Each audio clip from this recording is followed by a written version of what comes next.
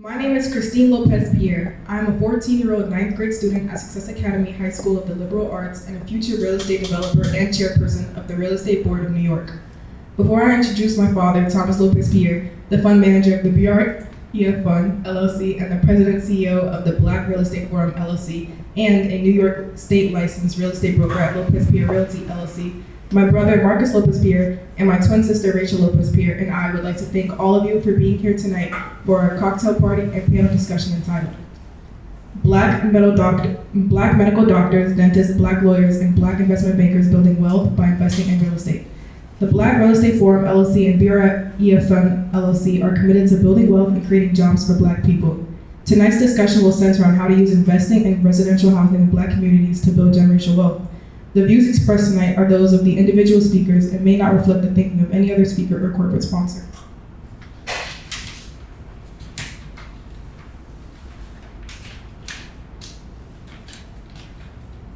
The future partners of the Black Real Estate Forum, LLC, and BREF Fund, LLC, my twin sister and our brother and I extend a special thanks to tonight's experts forum panelists.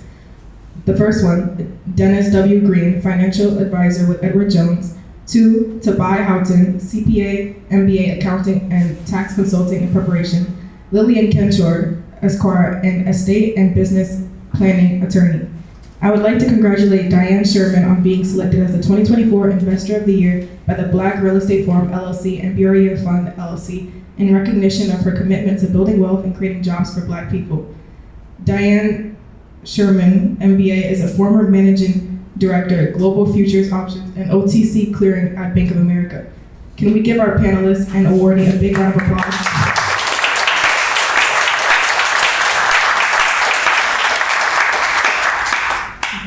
We now present our father, the producer and moderator of tonight's cocktail party and panel discussion, Thomas Lopez-Pierre.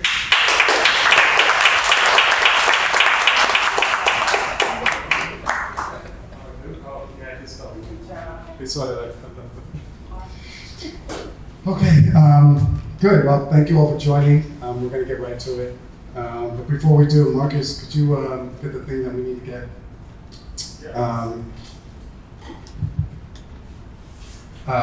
So we're honoring Diane. Stand up, please.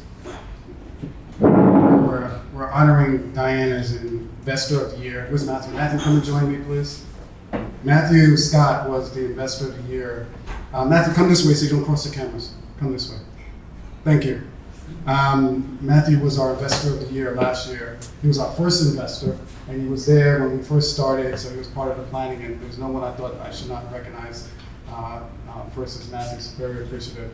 And before we recognize Diane, I'm going to do something off script, and I know there's going to be some unhappy comments about that, but whatever, they'll get over it. Nasir, how you doing tonight?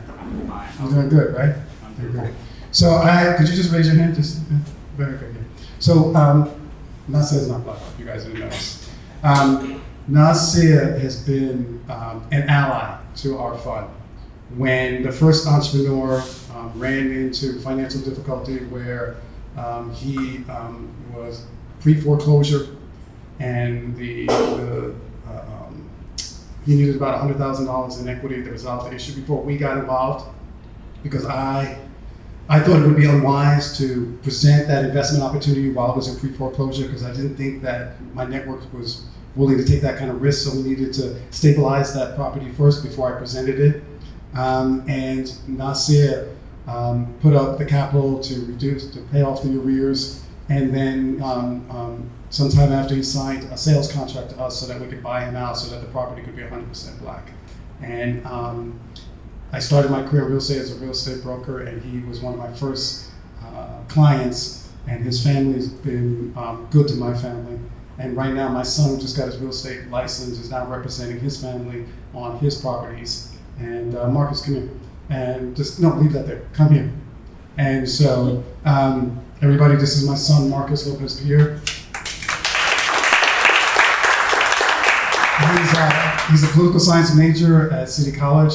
He got a 1,500 on his SAT score, but I refused to pay the tuition to go to one of those so-called private schools. And so He plans to be a securities lawyer and work at a big firm and do God's work. So. And he's a licensed real estate agent at 18, and he represents Nasir's family and their properties in East Harlem. So we're very good. And what's interesting is that his broker fees are like $3,000, $4,000, and $7,000, and he's only 18 years old. Yeah. Of course, as the broker, I would be taking half of that. But no, I'm giving it to his mother. I'm giving it to his mother. We call that child support. Anyway, all right, go get the thing that we need. No, my ex-wife was like, "Oh my God, you're taking money from your son to pay your child support." It's like, yes. Everybody, so Diane, I know you thought that you were getting a plaque. Because that's what we gave Matthew last year. So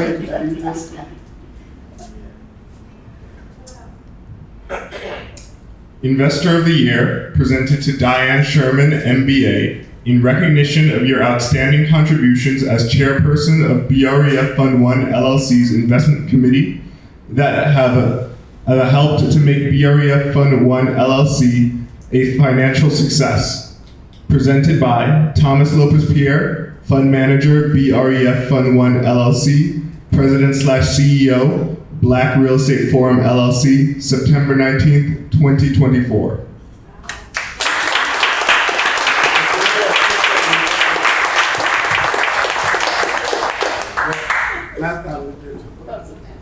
Matthew hold it too, because there's like this is like no, it's like like the Miss America where the former Miss America crowns.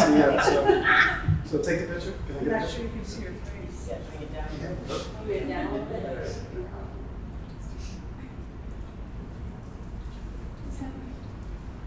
Marcus, go over there so you get some. Let's step over here. Actually, do it this way so we get the crowd. Marcus, come around. All right, backs up a little bit so we get the crowd. That's fine.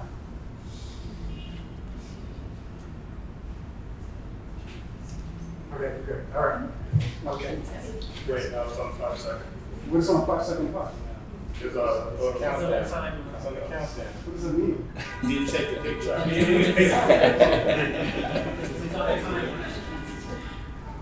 Push the camera. Okay? Yeah. All right. Thank you. Wow, this is. Heavy. Wow, this is. Thank you. All right.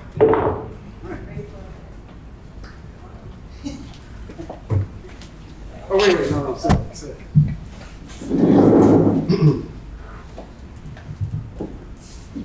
So, I'm going to try to be very brief. So, Diane, like many of we have a number of our investors in the room, and I'm so glad you guys have joined us. But Diane is a different breed. She is a Fortune 500 top investment bank managing director. So she couldn't invest the way a normal process of my normal investors. No. This one was like colonoscopy. And this is what I mean by that. She went with me to meet the bank branch manager, where the fund keeps its money. She visited all the entrepreneurs that we invested with. She went online and confirmed our ownership interest in every property at the county clerk's office. She reviewed all investment documents and income generated from bank statements, and then had them confirmed with the bank manager. She traveled to the properties to go actually visit the properties because she didn't want us to see a photo. And then she made the largest investment of our current group of investors. And I know some of you are going to want to do better, so I look forward to topping her. So I'm going to pass the mic, and I'm just going to say that she did her due diligence significantly, and she made us better. One person, I'm not going to point him out because I'm just getting to know them, but somebody in the room said that she went to our website, and the one thing that she gathered was transparency. And that's one thing, one of the reasons why we don't invest with each other is because there's a sense that there's a lack of transparency, a lack of professional, a lack of accountability. And I want you to know that my family and we take it serious. We take your money seriously. We're here to prove to you. Forget the pro-black, forget all that other stuff. I'm here to prove to you that we will deliver excellent returns for you, and that there will be no nonsense, no problem with the money. That is my commitment to you. Diane will, and the rest of the investors will say, I take Amtrak trains, I take the early train to Philadelphia to go see a property invested because it's $10 as opposed to paying the $75 to go in the afternoon. Why? Because I'm spending your money. I come back late because it's $10 to come back because I'm spending your money. My number one goal is to protect and grow your money. As a black man, we don't have the luxury like our white friends do, and they say, well, you know, venture capital, you invest in 10, 5 don't make it, 3 do okay, and 1 does great. I don't have that luxury. If one of you are unhappy, you will go online and say, well, everybody else made money, but I lost my money. So we don't do syndication, we do funds because we want all deals to support each other. And so I'm grateful for Diane's leadership. And Matthew, if anybody was going to be the investor of the year 2024, it would be you, Diane, and I'm really honest for her. And if we had an award for LA of the year, I would give it to Nasir. So anyway, Diane, thank you. Thank you. There's still 3 months of the year left, so if anyone wants to top my investment, go for it. All right, well, thank you, Thomas. Just really quick, I'm honored to receive Investor of the Year award from the Black Real Estate Forum LLC and its investment arm, BREF Fund 1 LLC. What I love so much about this, just check that, you did, yes. What I love so much about this investment opportunity is what Thomas mentioned, is that it helps to create much needed housing for the community, while at the same time generating above average returns for investors. So as a former Wall Street banker, it always comes down to the P&L. As a 26-year Wall Street veteran, recently managing director at Bank of America, I have firsthand knowledge of the profits that can be generated from investing in residential real estate in the communities. As chair of the investment committee, I look forward to working in an advisory role to help increase capital under management and return on investment, ROI. I invite my Wall Street colleagues to consider investing in BREF Fund 1 LLC. To paraphrase from Proverbs 13, verse 22, a good person leaves an inheritance for their children's children. Creating generational wealth is critical for establishing a long-term financial plan. We need to have foundations for our families, and too few of us do that. Thank you again for this recognition, and I look forward to working with you all.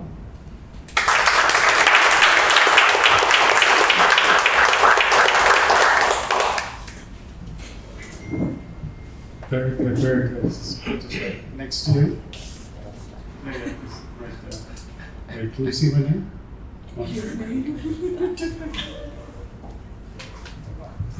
Okay, so let's begin. So Diane, the way this panel is going to work is Diane's a prop. We're going to use a prop. These are these professionals, this is her client. So all these 3 professionals represent her. And we basically want to use her to showcase how for those that are watching on YouTube, this room is overwhelmingly filled with lawyers, doctors, and investment bankers. I think we have an electrician in here. Yeah, that's it. We have an electrician. Everybody else is a lawyer, doctor, investment banker. Oh, journalist, Matthew. Yes. Contractor, Joseph. But that's it. Everybody fits in those things. You're all accredited investors. And so we want to move you on from just building high income to leading generational wealth. Now, what I'm going to do is take 3 minutes to discuss the fund, then I want to jump right in. Hey, Clayton. Clayton's one of our first investors. Oh my God, I'm suing you. The light hit your wife's ring. It's so big, like it's blinding when you look at it. Anyway, so 3 years ago, we launched BREF, and idea was very simple. How do we circulate the dollar in the Black community? And one of the best ways we believed was through real estate. And I don't mean I was biased. As a licensed real estate broker in New York, I said, okay, that's a route that we should take. So we pulled together some early professionals, like Matthew was one of the first, and we made 1, 2, 3 investments. And our business model is very simple. We invest $100,000 with an entrepreneur. We go up to $250,000, but they have to do 2 deals with us to get to $250,000. So we invest $100,000 with an entrepreneur. The entrepreneur then takes that money and does his deal. Before we invest $100,000, he has to give us a secondary property as collateral to guarantee our 50% return on this investment. So we make 50% on every dollar we invest. So we take the benefits of a debt fund, which is securitization, collateralization, and almost like, think of it like a mortgage where something is securing the investment. And then on the equity side, where you get greater returns, we're almost like a private equity fund where we get alpha returns, because 50% is better than, I guess, major private equity funds. I won't mention their names, but many of them are not producing 50% returns. And so we proved the business model. Several times our entrepreneurs have paid us the $50,000. Now why? I'll give you an example.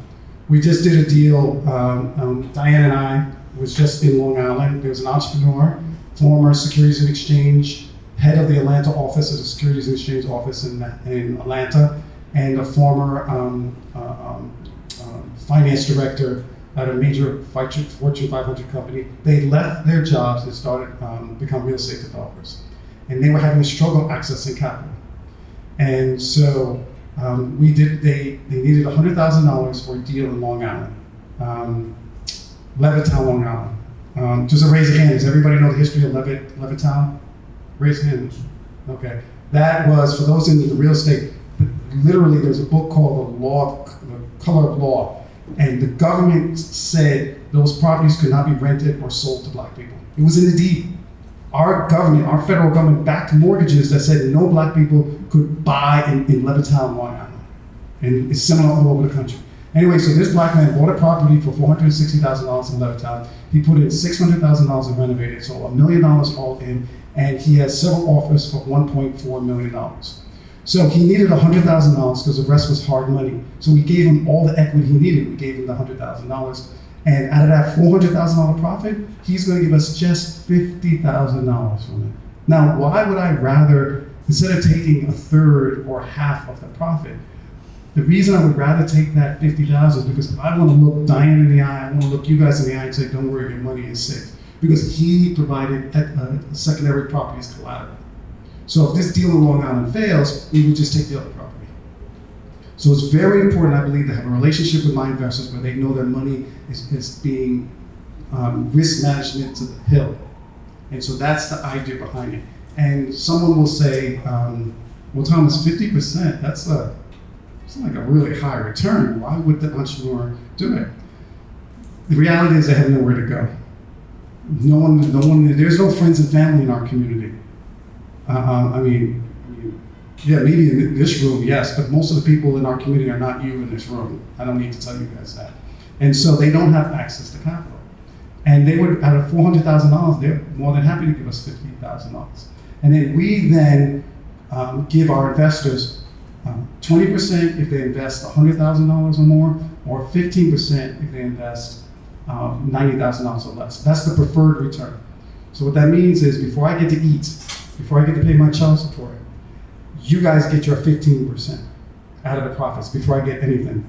So I know the finance people get it, but for the doctors, it's like before I get to make $1, all the work I do, before I get to make $1 profits, you must make a minimum of 15%.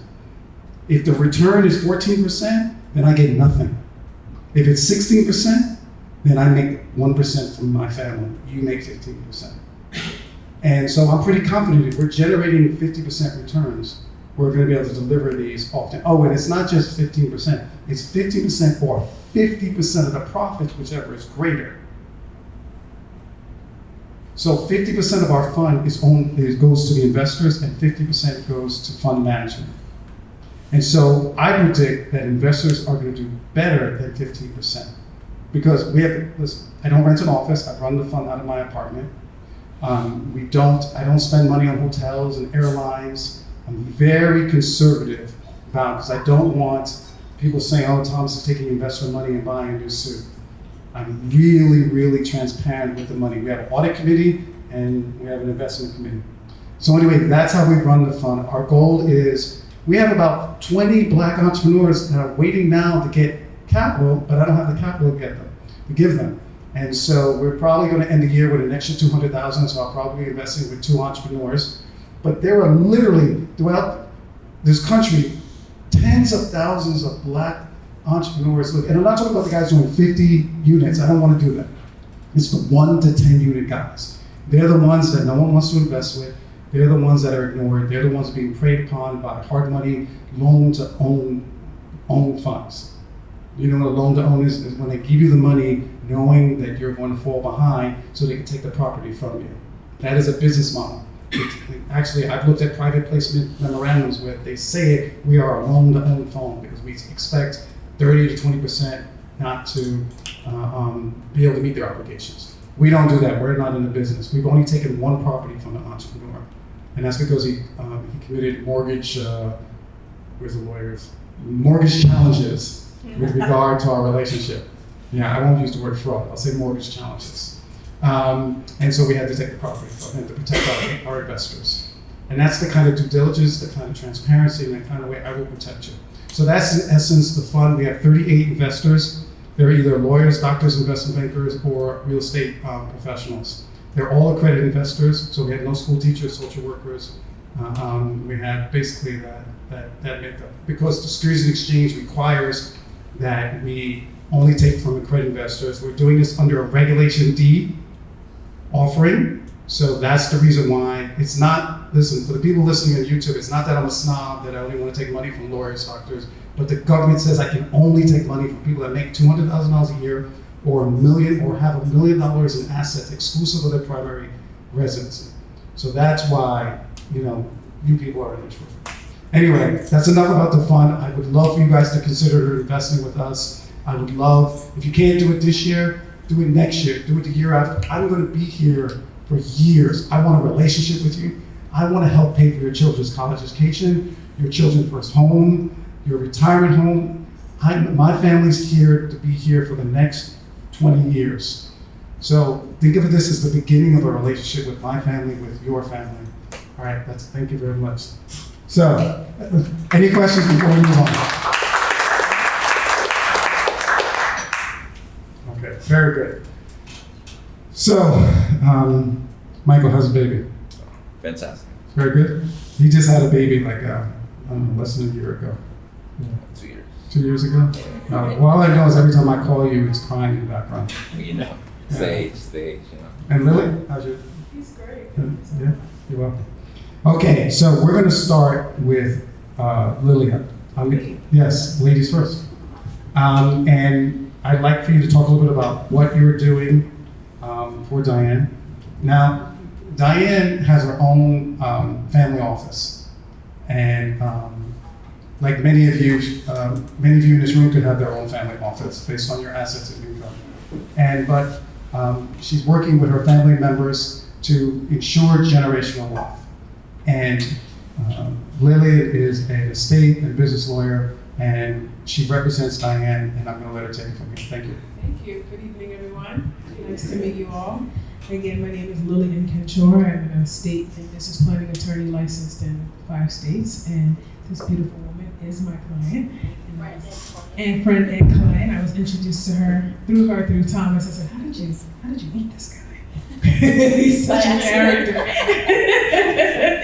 But here we are. So my goal always, regardless of income, wealth, and income brackets and wealth and all of that, is just to help you create documents that do a few things. Control the narrative, because I always tell persons that death and money changes relationships very quickly. Everyone was nice just last weekend and just last year at the baby shower and all of that.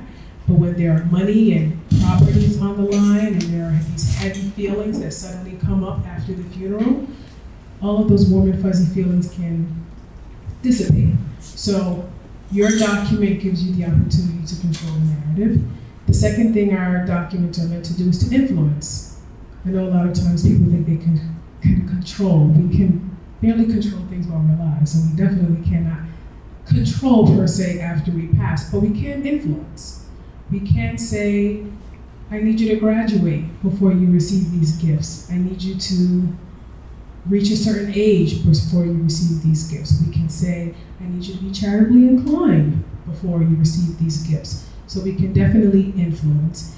And then lastly, these documents are meant for you to organize your funds. A lot of times people aren't aware of what they really own.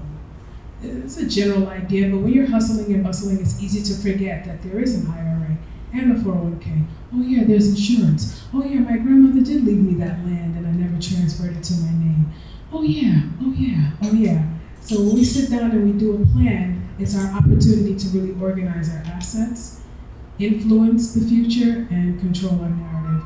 And I would say for anyone, regardless again of socioeconomic background, just think of 3 basic documents. Everyone should have, in my professional opinion, a will, a power of attorney, and a healthcare proxy. All the other documents, people have lots of questions about trusts and charitable funds and LLCs and Wyoming this and Delaware that.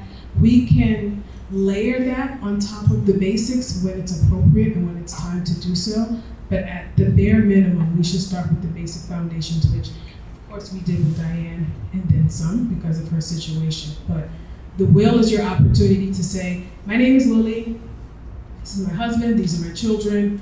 When I die, pay my debts, because our debts don't go away just because we're not here.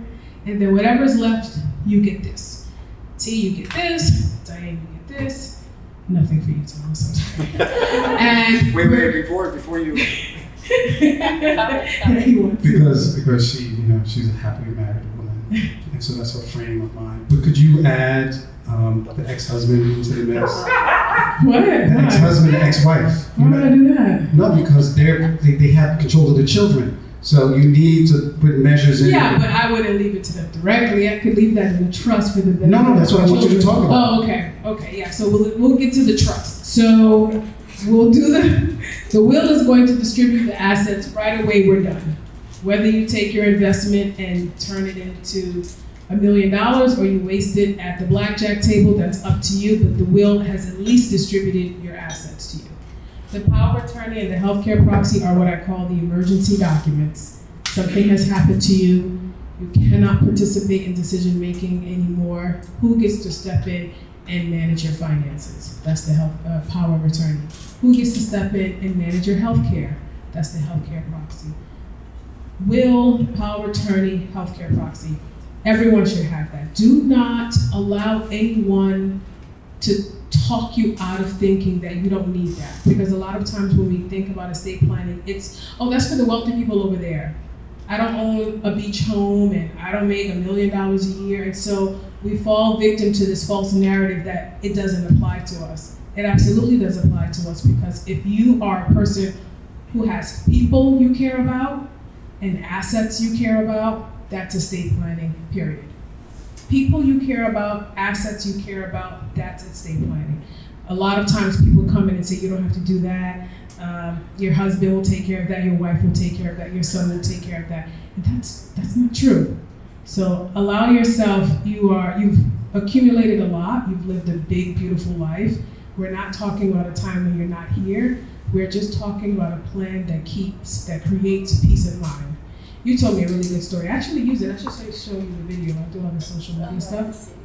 So you told me that there was someone in your family who created a plan so well that as a result, you and your siblings were just able to mourn. You didn't have exactly. I didn't want to put him out there. You didn't have to look for his paperwork and look for his account and do this and open this and close that. Her father did the family well by creating peace of mind. That's his legacy. A lot of times legacy is not $1 million, it's not a block full of rental income property, it's peace of mind. And so I encourage all of us to engage in that form of planning. Now, if you're trying to control ex-spouses and all of that stuff, then we can add trusts on top of that. And people constantly have a lot of questions about trust, so I'll leave that open so you guys can direct me as to what you want to discuss. But the trust is generally for the person who says, I do want to leave a gift, but I need rules around the gift. I don't want to just give you the money and hope that you do well with it. I want you to get the money only after certain criteria are met, where certain age milestones are met. If that's you, then I can layer the trust on top of the basic documents. But I also have clients who say, my son's grown, he's very well off, he makes way more money than me. I don't think I need to control the gift, then the will suffice. So those are the 3 basic documents and the reasons why you need them, and you can always layer more complex documents on top of it, but at least start with the minimum. Very good, very good. So, Tobayi. So I like looking into newspapers and learning from the mistakes of particularly our celebrities and our athletes, and the mistakes are just profound. They get into trouble with the IRS, and they either leave their estate a large tax bill, or while they're alive, they either think they don't have to pay taxes, so they end up going on a 3-year vacation prepaid by the state, or they're forced to liquidate. I know, right? What am I going to do with myself? Or they are forced to liquidate assets to pay a tax bill that they were not responsible for or aware of. And so someone like Tobayi, you need somebody more than just someone who's going at your income levels and at your asset levels. You need someone more than someone that's just going to file your taxes. You need preparation and planning. And Tobayi, I can tell you, is the man. I've known him over 20 years. Like 20 years. Actually, when I first met him, I didn't like him. No, it's a true story. When I first met him, we were in a room and he recognized my wife at the time, and they were like, "Oh my God, we know each other," and both of them were like, "Yes, from school," and then they were silent. That was it. To imply as if they dated. And he just leaned into it, and I just hated this man. But anyway, I've overcome it. I've overcome it. Matter of fact, when I got divorced, I called and said, "Listen, I'm getting divorced," and he said, "It's like, I know, she told me last night." So this is my very good friend, Tobayi. Tobayi, take it from here.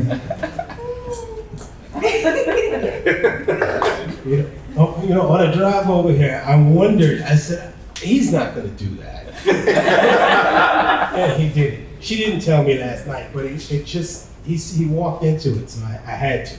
I had to. It was rich. Okay, so, there's a lot to unwrap. Yeah, I'm a CPA. I'm also a certified forensic accountant. So I always do my work from a forensic perspective. I don't go in the front door, I go in the back door, because people they show you what they want you to see in the front of the house. The stuff they hide is in the back.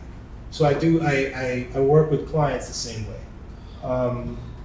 And just so much to unwrap. So I want to stay on course with what Lillie started and some of the faux pas that I've seen frequently.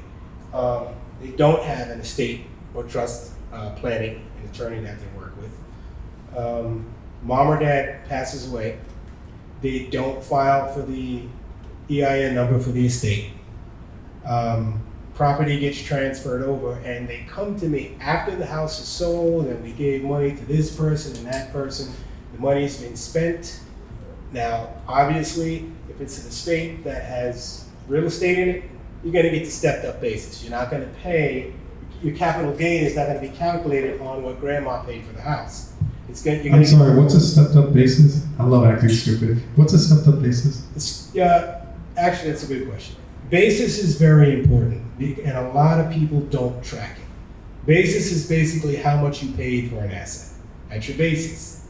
That's the starting basis. Then, if you made repairs, if you made improvements, that gets added to your basis. And what the basis does, it reduces any taxable gain that you may incur when you sell the asset. So you get the sell price minus your basis, and what's left is your profit. So what you're saying is that if you bought the house for $500,000 and you put a new swimming pool in it, it costs you $100,000. So your basis is $600,000. the value of it has gone up to $1 million, so you'll pay taxes on the 400,000? Correct. Okay. Yes. I mean, and that's basic standard stuff, but the challenge that I see a lot of people have, and then they bring it to me and they want me to fix it after the fact, and I can't fix it. We can manage it, but it's important to work with people like Lillie to set up these trusts and these estates, and especially at accredited investor level. You really have to plan properly. Because if you don't, what I've seen happen is, again, once that asset is sold and the proceeds are distributed to the beneficiaries, usually, if it's sold right after the decedent passed away, they get the stepped up basis, is whatever current fair market value is. There is no gain. But if there is a capital gain on the sale, even with the stepped up basis, so let's say grandma died in December, January 1st, she died December 31st. January 1st starts the clock. You don't sell the asset until September of the following year. You had 9 months of appreciation from when grandma passed, when you got that stepped up basis. So you sell it, you distribute it, everything's good. They come to me, okay, we need the taxes filed. Okay, here's the tax liability. What liability? Well, the capital gains tax that you had to pay. But I thought you got the stepped up basis. You did, but it appreciated from January to September. So this is a basic example that I'm giving, but it just underscores the need to plan properly and speak with your attorneys and your accountants first. So many times people come to me after the fact, and then they get into these situations where the beneficiaries have spent the money, there's no money to pay the taxes, and now you as a trustee, the trustee is responsible to pay the taxes on the estate. If it is not, and the money is distributed, the responsibility then flows down to the beneficiaries. Either way you cut the cake, the IRS wants their money.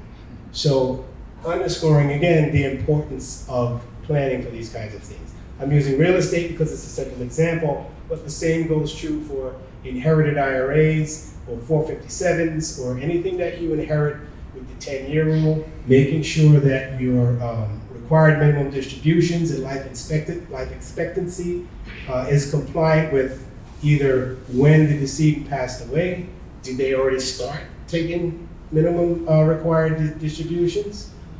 If not, then it's handled differently from a tax perspective of how you take those distributions. But if they already started, then you have to continue to take those RMDs and make sure at the 10th year that account's empty. All right. If you fail to take the RMDs, what will happen is the IRS got kind of. I'm sorry. What is that? I'm sorry. Required minimum distributions from retirement My plans. job is to be a good dummy up here, so that's why I'm asking these questions. He plays it so well, doesn't he?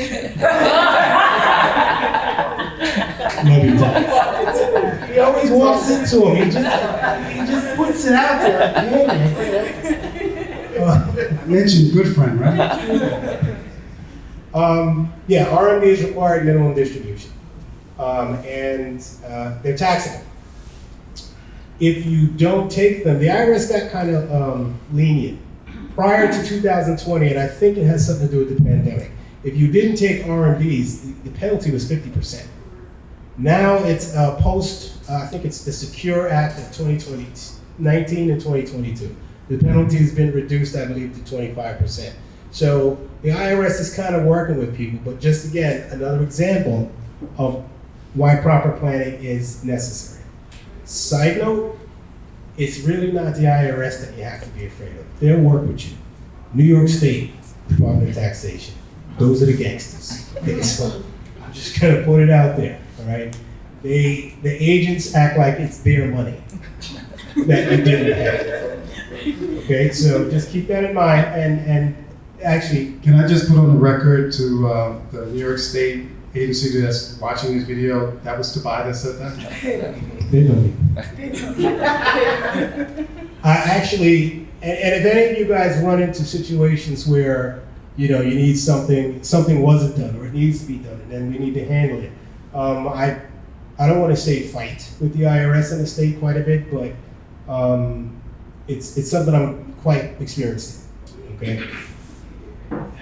Statutory interest and penalties will apply, but there's ways to get them reduced as long as we can show that the client is working with the IRS and working with the state to get it resolved. So if you get a bill or you get a notice, everybody panics, don't panic. Call your professional and see what we can work out. Can I do a plug on? Yes, go ahead. T is my tax person. He does my personal and my business. I think you're more than a CPA. You are, to me, a tax consultant. I brainstorm with him. I tell him when I'm about to purchase something. I told him about the person I want to fire. I tell him, this was a good month or not a good quarter. What should I do? Should I raise my prices? By how much should I raise my prices? So you want someone who's not merely checking in January to file your tax returns. You want someone who's consulting with you throughout the year and helping you make big money decisions, which I'm sure he's doing with you as well, because it's great, because it's not enough I always tell persons wealth is intentional. Wealth is intentional. I've never met a wealthy client who said, I don't know where all these millions of dollars came from. Where did this land come from?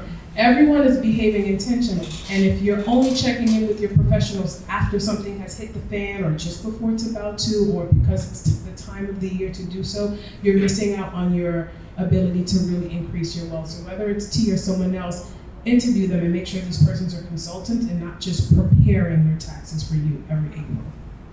Yeah, let me, before we get to Dennis. May I just say? Yes. Thank you, Lillie. You're welcome. And she's 100% correct. Don't just go to someone who prepares your taxes. Okay? In my practice, we get involved with clients, we get involved with the business, everything from the accounting for the business to payroll to personal taxes flow through. And if you don't have that in your own tax professional, I'm not going to say leave your guy, come to me. I don't do that. But ask. And if you are not satisfied with the answers you get, you have alternatives. So before we get to Dennis, there's something that I think has become very crystal clear. So think as individuals, when it's time for you to think about your financial situation, many times you have this consultant over there, that consultant over there, that person over there. They met through me years ago, and I have been someone that if you came to me and said, Thomas, I have this problem, I say, here are the people you need to talk to. And they talk to each other.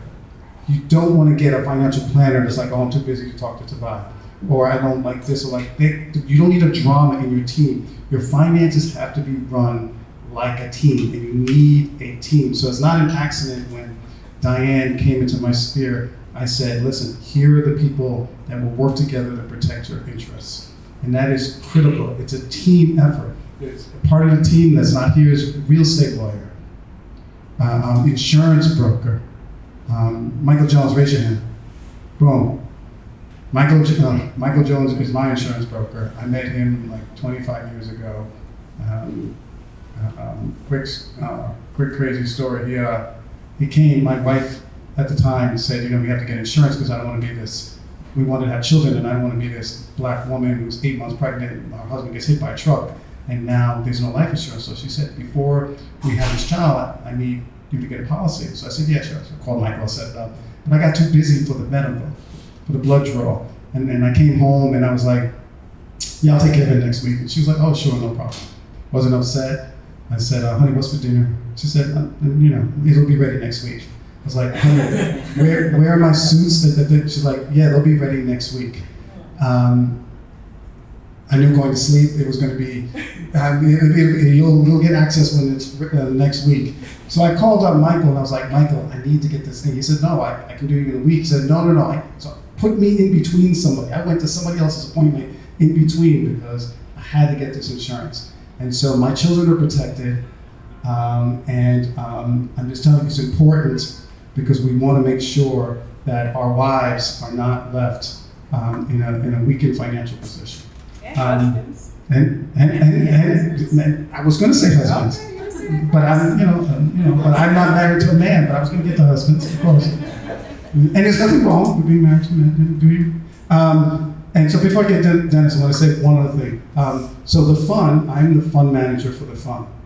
I have Key Man Insurance that Michael provided. Key Man Insurance is, God forbid if something happens to me, the policy pays the fund so that when the decisions have to be made on liquidation or who's buying out what, there's a large amount of money that comes in. That's about me protecting my investors. I take a portion of the money to buy Key Man Insurance so that if anything happens to me, my investors are protected. And the tricky part is I don't want them to think that they're better off with me dead than they are me making money from them, so that's another story. But anyway, so we did the estate lawyer, we did the CPA. I'm real estate, so we had that conversation. But I'm a firm believer in securities. Listen, there are some stocks on Wall Street that are really good and really important. And depending on your experience level, you might just need just a discount broker situation set up. Or you might need somebody to hold your hand. And Dennis, why don't you take over and tell a little bit about yourself and the value that you bring. And by the way, Dennis never met my ex-wife. Thank you, Thomas. Let me first kind of roll the tape back just a little bit. And what Thomas said earlier about the fund itself, we met on LinkedIn about 5-6 years ago, and I can vouch that this man is honest with every dollar that has been received. And that's one reason why I'm sitting here tonight, because I believe in and I trust this man. And that's hard to say about almost anybody, okay? But it's easy to say about Thomas. And I've been in this world, I've been investing personally since 1987. I've been licensed since 1992. You've got the Edward Jones folders there, so you've got my bio in there. At the bottom of it, you'll see that I mentioned that I work closely with estate attorneys and CPAs. And we speak the same language because we need to speak the same language for our clients. It's a blessing to have people here in this group, because I can tell you not every estate planner or not every CPA has their clients' best interest in mind. They'll check the boxes and they'll get the job done, but do they really have that next level? You know, it's about that relationship. You've heard that word, you've heard Thomas use it, you've heard everyone use that same word. It is about relationship. Because sure, you can go through and you can Google, you know, and find someone who will do the work for you, right? But what Thomas has assembled here is unique.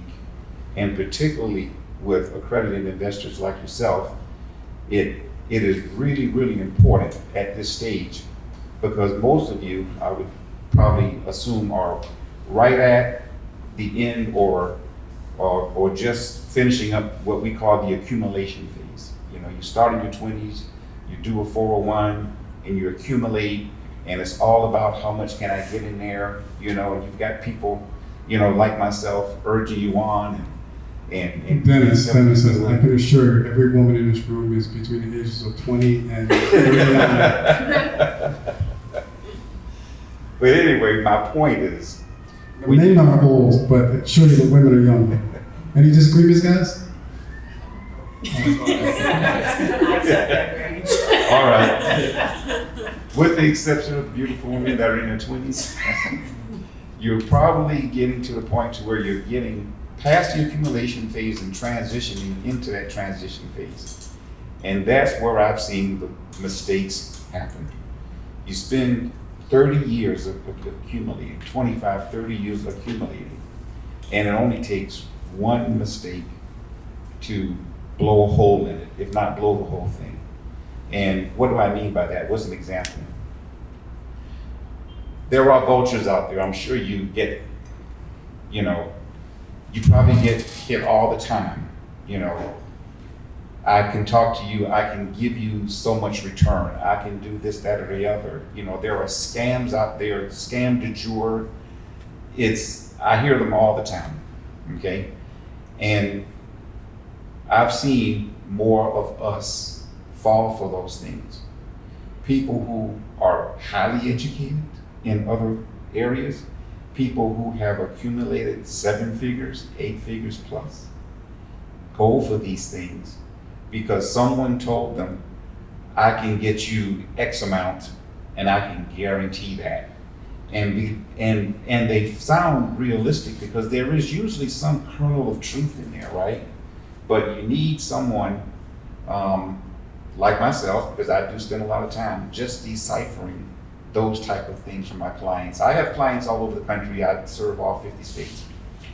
And I pretty much hear a lot of it. And that transition phase, when you're getting close to 59 and a half, when they know that you can get to that 401k money without that 10% IRS hit, they are on you, okay? So, I'm sorry, why? Explain the 10% here, because I don't know what that means. yeah. If you withdraw money from a qualified plan, like an IRA or a 401k before your 59th and a half birthday, then the IRS will hit you with a 10% penalty. So once you get past that penalty phase, they're all coming for you. And so my job and my desire is to have those relationships built with my clients so that they understand, number one, what's going to happen.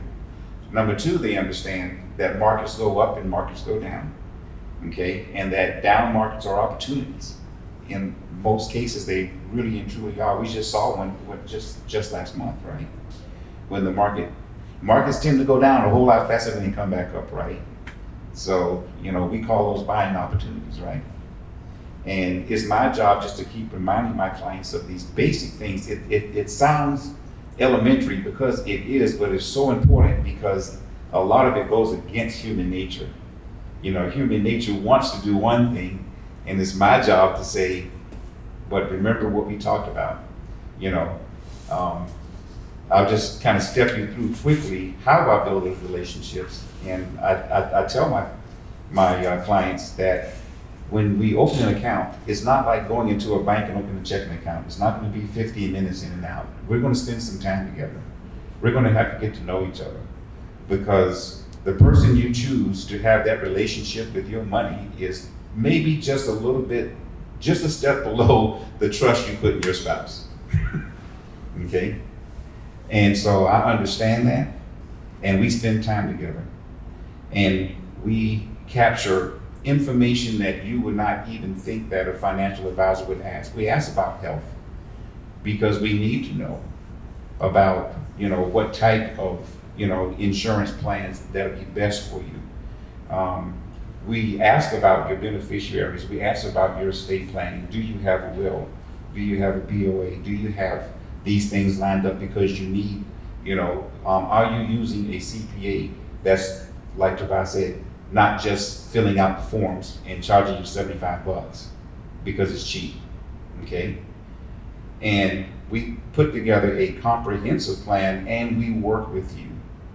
I don't work with anyone who just comes in the door. I just don't. I'm at a point to where I can select who I work with. I want to work with people like us, preferably. My office is in Suffolk, Virginia. I live in Hampton, Virginia, but my office is in Suffolk. If you Google Suffolk, you will see that it is in the middle of pasture land. Hardly anyone looks like us. I have good clients out there. Yeah, but you can pass. And maybe on Monday, right? On Monday afternoon, but. No, I'm so bad. We can get to that part later too.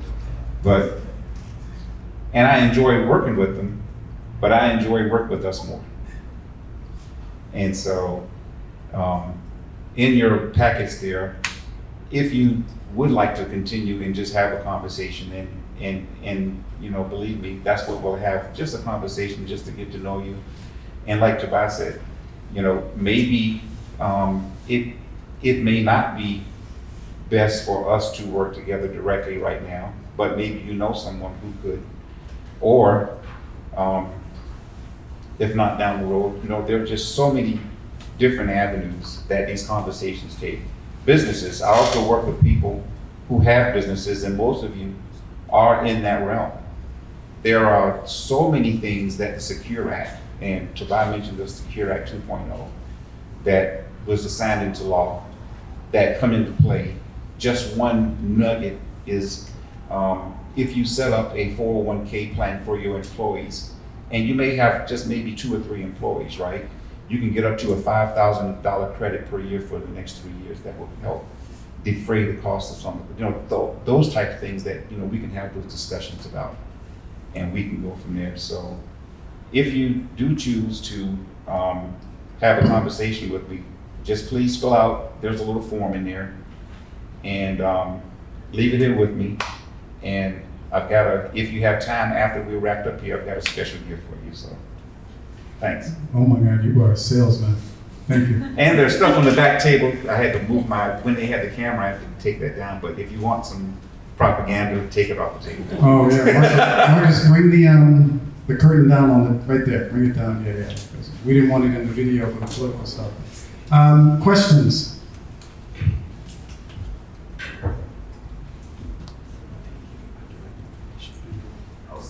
Yes, please. So if you have, Clayton's a banker. You work in investment bank. yeah, And you're one of my best investors. thanks. If you have single family rental that's in your name and you want to transition to an LLC. I'm sorry. Pass me my mic.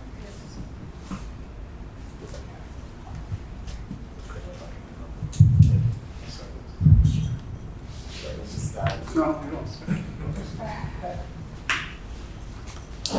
Maybe I should formally introduce myself. So Clayton Ban.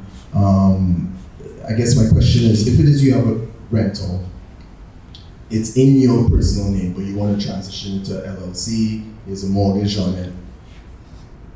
I presume there are 2 elements, the deed and title and the mortgage. Just wondering what's the process to make sure everything's ratified and you no longer have that personal liability exposure.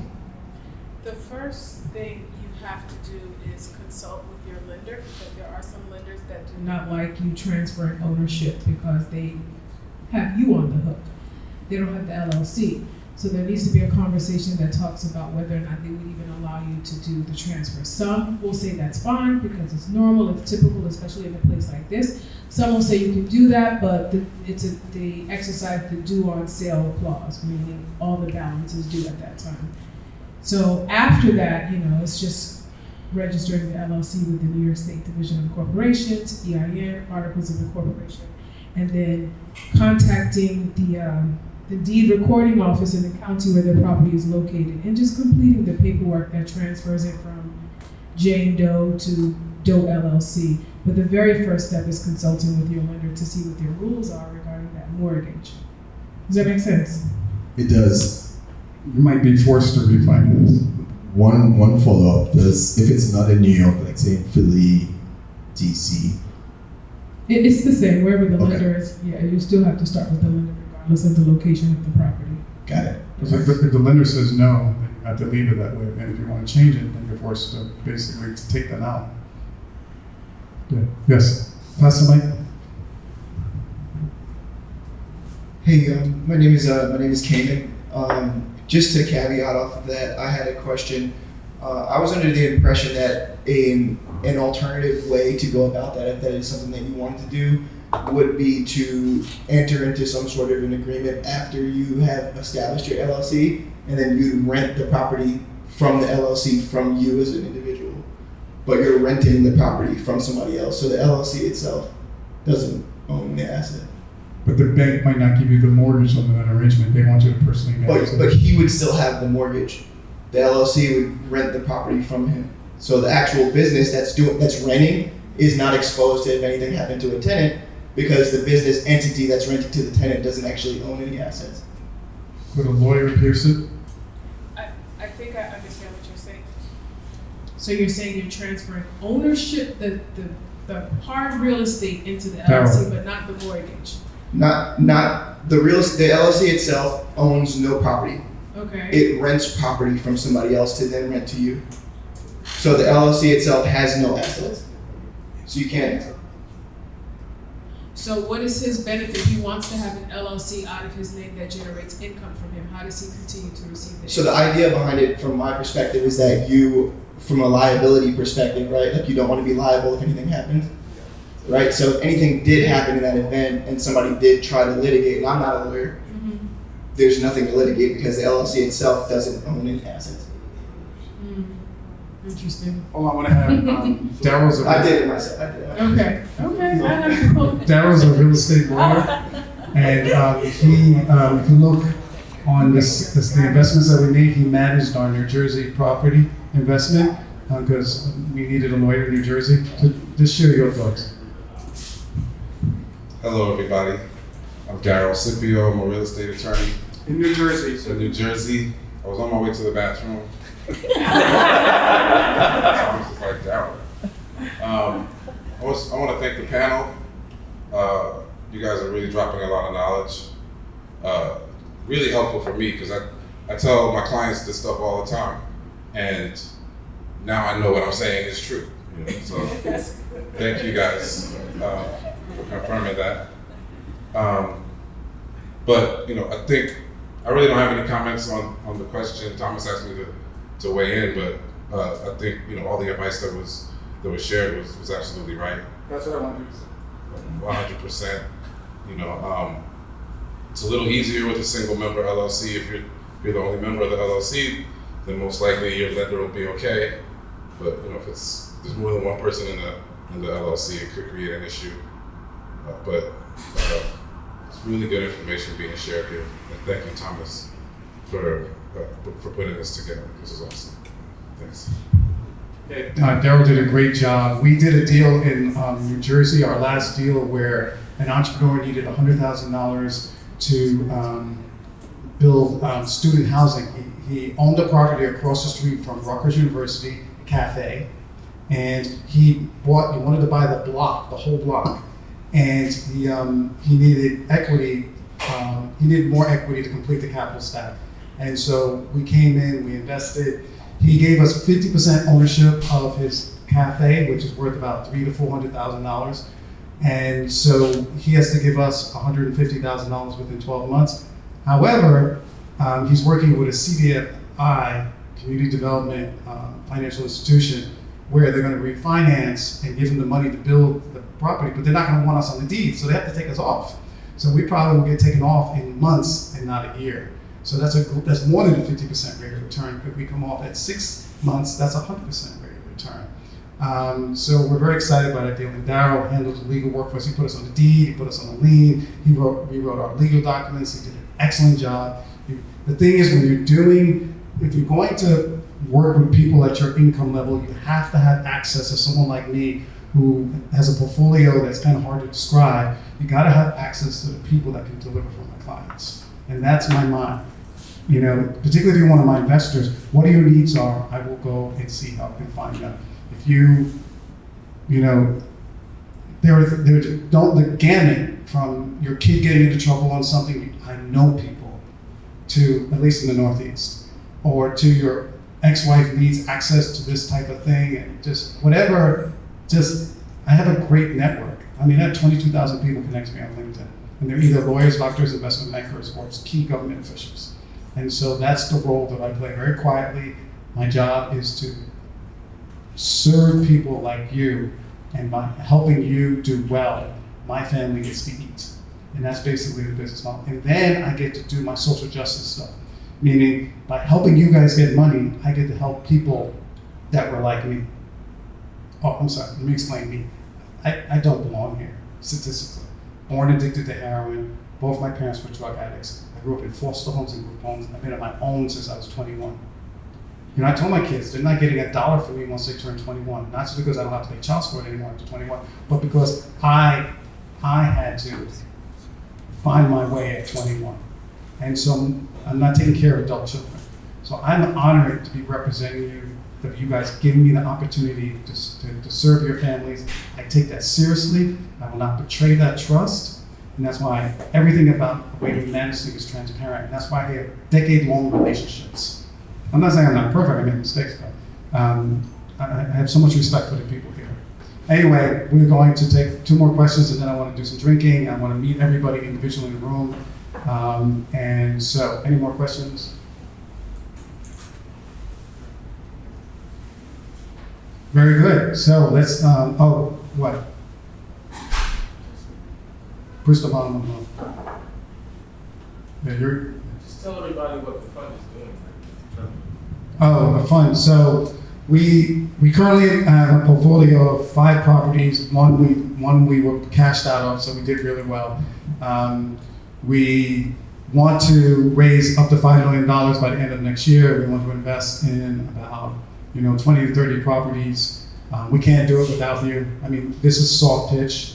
I had this one investor, and she worked for Fannie Mae, and she was senior credit officer for Fannie Mae. Now, if you're doing a fund, not only do you want someone who's a former head of the Securities and Exchange Commission in the Atlanta office, but you want someone from Fannie Mae.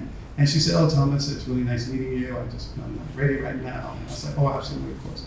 This woman, I thought she was going to call the police and get an order of protection filed again, because every 3 months I checked in with her. How you doing? How's your family? And then finally, she just said, "I want to wire you an investment.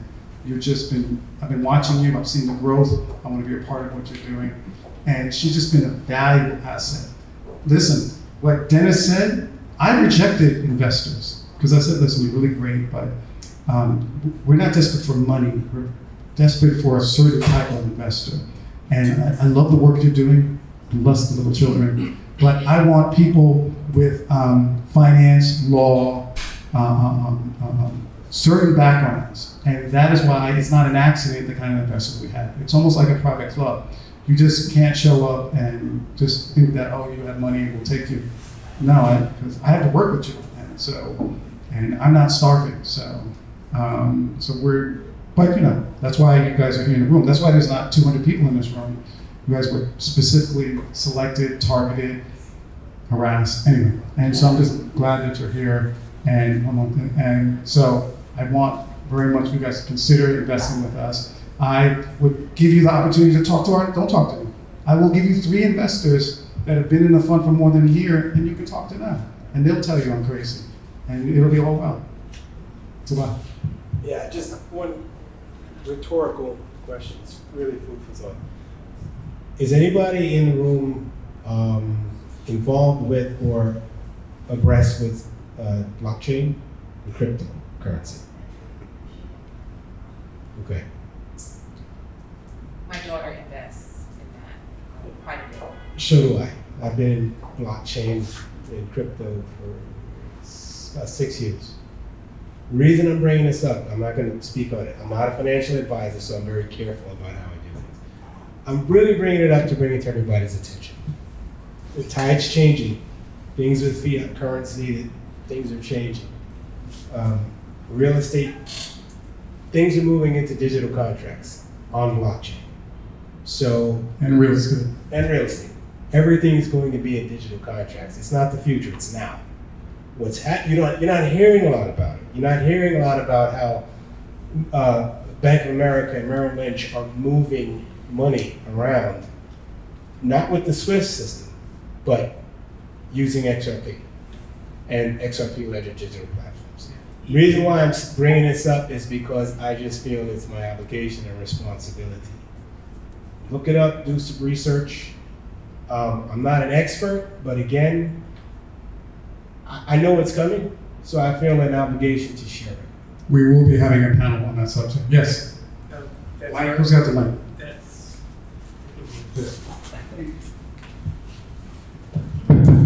We need to record it as well. That's a very good point he's made. I've been involved in financial technology for 30 years. And a lot of the firms that do clearance and settlement for the brokerage houses in the traditional way have digital assets that they're doing in the background. They are preparing for that movement. So a firm like Euroclear, that's one of the 2 large clearinghouses in Europe, has a big effort in digital movement of money, right? Because the brokerage houses are starting to do digital deals. There have been deals done very recently, like last week, it was done medium-term note deal that was done digitally. They're not letting people know that they did it that way. Goldman Sachs did the deal. They're actually keeping it quiet, but this is happening. This is how your money is being moved around. And firms that do the settlement and clearance for them are doing the same things. So if you're not at least aware of it, it's going to be a problem down the road. Because you're going to wake up one day and that's the way things are done. You're going to wonder, like, how's my money getting here and how did this happen there? So I'm just saying what he's saying, get on it. Something to add to your base of knowledge to the menu of things to discuss with your financial planners. All right, so any more? Okay, I want to thank you all for coming. Please keep this, our website is on here, and I'm going to be here for another half an hour, 40 minutes answering questions. I want to thank people on YouTube. If you want more information, please visit blackrealestateforum.com, blackrealestateforum.com. We're committed to building wealth and creating jobs in the Black community, and I look forward to working with all of us to build wealth and help lower the incarceration rate in our community. And this is a passion of mine. And so thank you all this evening. One last thing, Andrew, could you come here, please? Come here. If you guys have this guy does all the real estate. This is why I stole him. He does all the real estate video and editing. A lot of real estate developers use him. And so if you're looking for any editing of video, this is the guy. His business cards are on the seats, and I just wanted to say thank you for agreeing to do this for free for us. Now